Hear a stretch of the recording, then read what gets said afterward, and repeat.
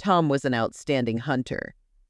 Throughout his life, he successfully harvested many wild animals. However, it is important to note that Tom was not a poacher.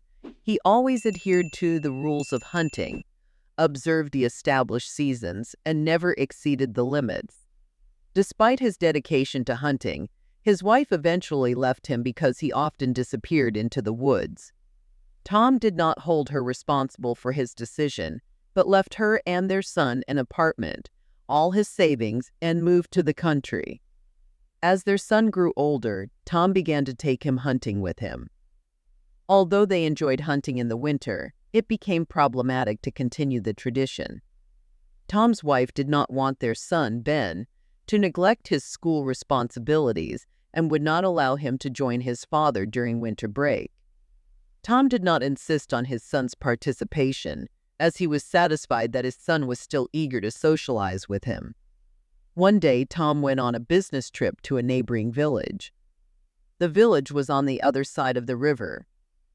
Although it would be a long way across the bridge, traveling directly across the river would greatly reduce the travel time. In the winter, the locals walked directly across the frozen ice, and in the summer they crossed by boat. Inspired by their way, Tom decided to follow suit. The ice was solid, and the faint path across the river indicated that many people had traveled this way before. Tom walked cautiously, stepping where footprints were visible. It looked like the ice had recently frozen, as it was sagging slightly from his weight. As Tom tried to examine the ice beneath his feet, with the edge of his eye, he noticed a hole in the ice nearby. Inside the hole, something lay motionless. Disregarding caution, Tom rushed toward the hole. To his surprise, he discovered a wolf there. The creature was partially submerged in the water, clinging with its front paws to the edge, and its eyes were closed.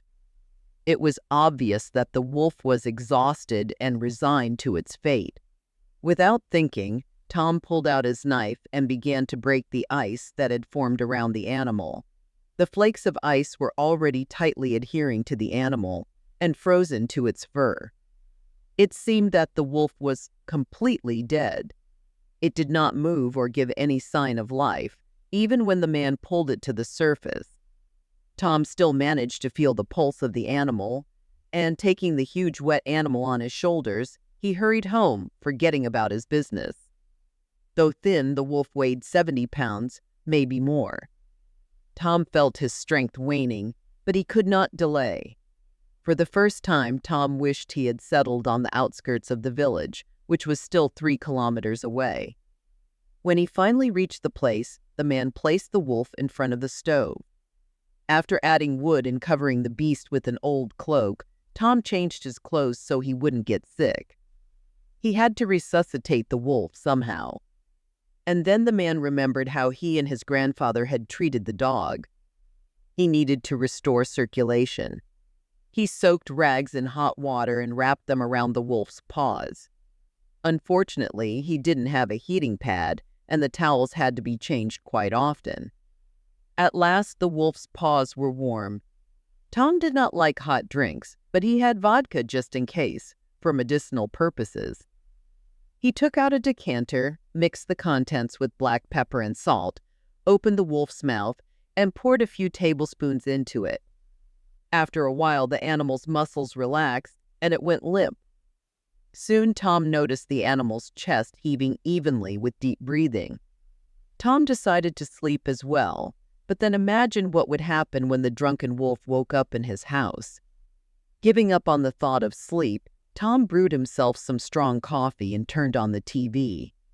But apparently the muffled muttering of the TV and the strenuous run through the winter forest had taken its toll. Tom dozed off. The man awoke to a rumbling sound.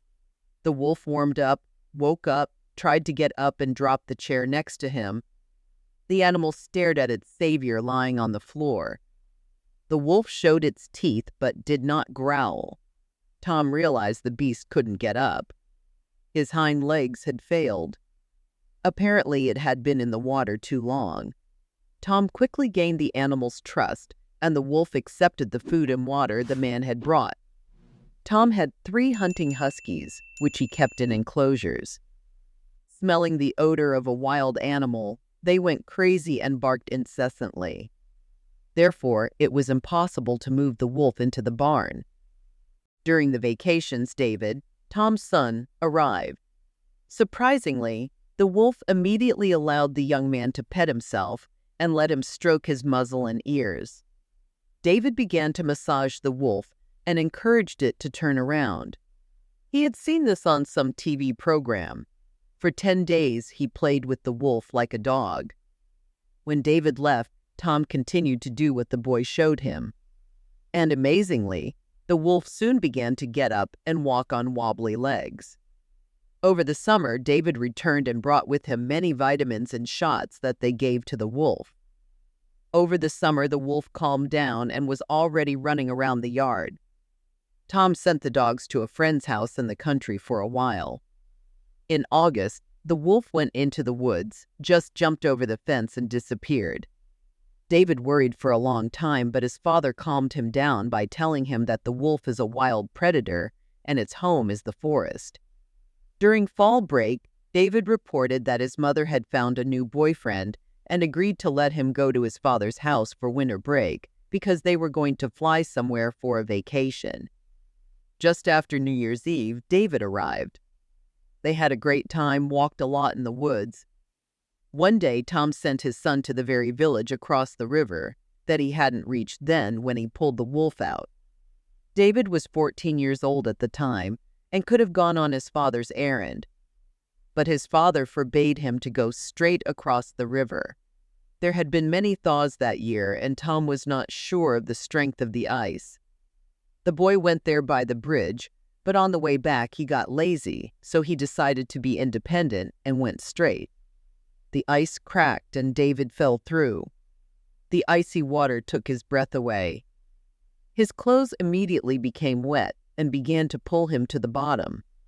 Every time he tried to lean on the edge of the ice floe and climb out, David just broke off a new piece and found himself in the water again. At that very moment, the wolf appeared. Sliding on its belly, it approached the boy. It was the same wolf his father had once rescued.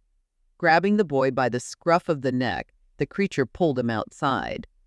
Realizing how important it was to keep warm, David realized he had to run. He dashed down the road toward the house, and the wolf followed him faithfully until they reached the doorstep. Tom only shook his head incredulously as he greeted his drenched son. Noticing the wolf's presence, the man nodded gratefully to the beast. The debt was repaid, and from that moment their paths never crossed again. Truly an unusual and amazing story. Thank you for watching to the end. Dear viewers, if you enjoyed this video, please give it a thumbs up and subscribe to our channel. All good things to you.